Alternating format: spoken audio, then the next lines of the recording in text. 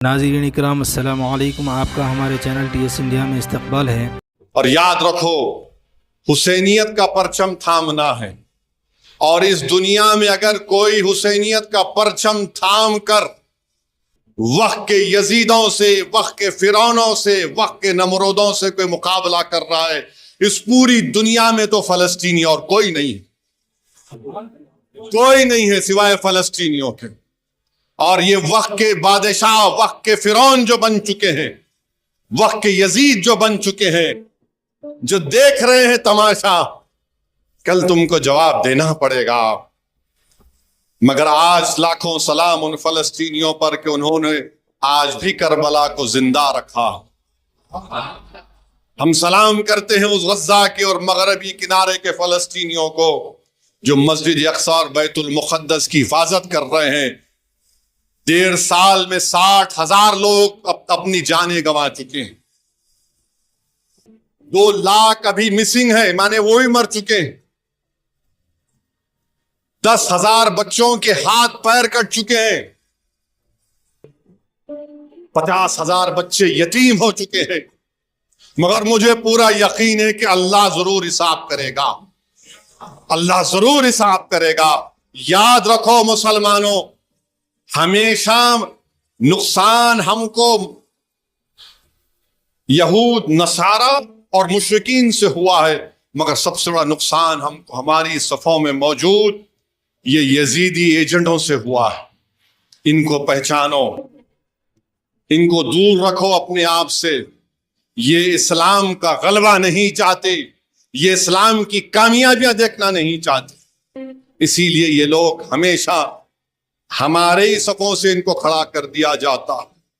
तो मेरे अजीज दोस्तों और बुजुर्गों, यजीदियत इस्लाम के कदरों को मिटाने का नाम है और हुसैनियत इस्लाम के दीवारों को उठाने का नाम है। यजीदियत जुल्म है, हुसैनियत अमन है।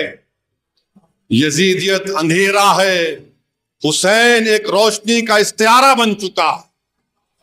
तो मेरे अजीज दोस्तों और बुजुर्गों, अपने हौसलों को बुलंद रखिए।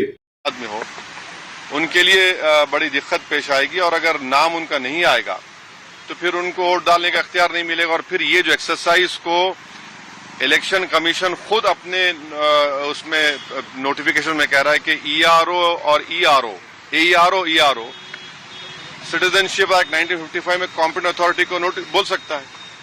अब जिसका नाम नहीं आएगा वो तो अपना वोट भी खो देगा, उसकी लाइवलीहुड का भी उसको एक नुकसान हो जाएगा। तो ये सब बातें हमने उनके सामने रखी। बहुत देर तक हमारी मीटिंग हुई। उन्होंने अपनी बात को कहा, उन्होंने भी बताया हमको। अब ये हमारी आज की मीटिंग की ये वो माने मोटा मोटा ये जो हुआ। एक के बाद एक पहले मैडम को, विपक्षी पार्टियां जो दूसरी है वो सुप्रीम कोर्ट पहुंच गई है इसी मुद्दे को लेकर। कह रही कि SIR जो है वो कहीं न कहीं इस वजह से भी किया जा रहा है ताकि बीजेपी को फायदा हो सके। वहाँ अब हमारी पार्टी में भी हम बैठ के बात करेंगे और इस पर क्या फैसला लेंगे। मगर हमारा एक ही है कि आप इतने कम टाइम में एक्सरसाइज कैसे कर पाएंगे? बहुत टाइम कम है। SIR में भाई जो लोग जो अपना एड्रेस चेंज कर लिए उनको क्यों आप पूछ रहे हैं बर्थ सर्टिफिकेट? माइग्रेशन होता है, अब क्या करेंगे वो लोग? मैं हैदराबाद में बैठा हूँ, तेलंगाना के मुख्तलिफ गाँव से हर मेरे ऑफिस को कभी 10 लोग कभी 20 लोग बिहार के आते हैं कि हम यहाँ पर लेबर हैं, बताओ हम क्या करना चाहिए। अब उनके पास पैसे भी नहीं है वापस जाने बिहार को। परेशानी वो होगी क्योंकि लॉ तो बोल रहा है कि उनको रहना पड़ेगा वहां पर। वो गए इसलिए कि बिहार में कुछ है ही नहीं, कोई सरकार ने उनका रोजगार का इंतजाम किया ही नहीं, तो मजबूरी उनकी है, बाहर बैठे हैं। तो ये सब प्रॉब्लम्स हमने ECI के सामने रखे। हमने कहा इसका तो आप सोल्यूशन निकालिए।